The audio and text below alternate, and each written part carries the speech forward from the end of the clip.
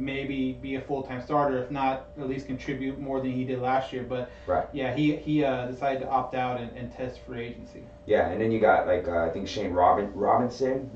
I think he Right. opted out for agency too. And again, that's Right. it. So that leaves that. So other big news for the Angels, obviously too, was the fact that I mean it was no brainer for all of us here. Right. Like, We actually talked about it, our last podcast before the break. yeah, Andrelton Simmons winning the Gold Glove at shortstop.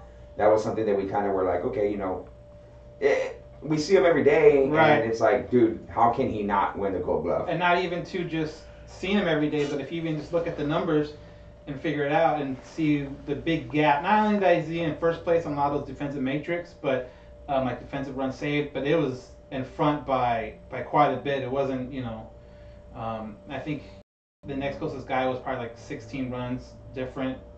So he was a no-brainer, I figured. And Maldonado also, catching wise, was able to get a Golden Glove. I think that was a little more than that first time. It's a big deal. Yeah, like you said, Or maybe not to the Angel fans, just seeing him, every day playing, you recognize how well he did behind the plate as far as framing pitches. Even with he was nominated for a Golden Glove out in left field, which is good, but I see people, they're excited, which they should be, but in my mind, I'm like, yeah, I mean, it's great, he won it, and all the pictures they show him was with the Angels, but it's kind of a rental. I'm like, all right, great, I don't know, I guess I don't feel like he's a real Angel yet until he plays more than a month. I don't know, that's just my feeling. no, yeah, I get that. That's where I was kind of like, I guess cool. he kind of won it, but more of a Tigers award, I guess. Yeah. On that side, of Right, exactly. That makes it exciting. What's going to happen coming up? And You need to get the guy over to second base. He can pitch run for whoever.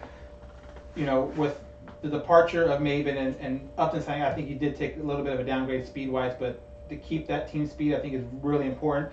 And I'm not saying Batiste not important at all with everything he did in the bullpen, but looking at depth and looking at the bench players for the Angels, I think somewhere in there they're going to need to fill a spot for a speedster, someone that, like I said, can go from first to second, steal a base, and be in scoring position late in the ninth when you need to get a run across. But I picked Revere for my choice. I agree with you on that end of it too, because you need a guy like Revere who can play off, pretty much every position. All three Plays positions. center field, and he can lead off. Right.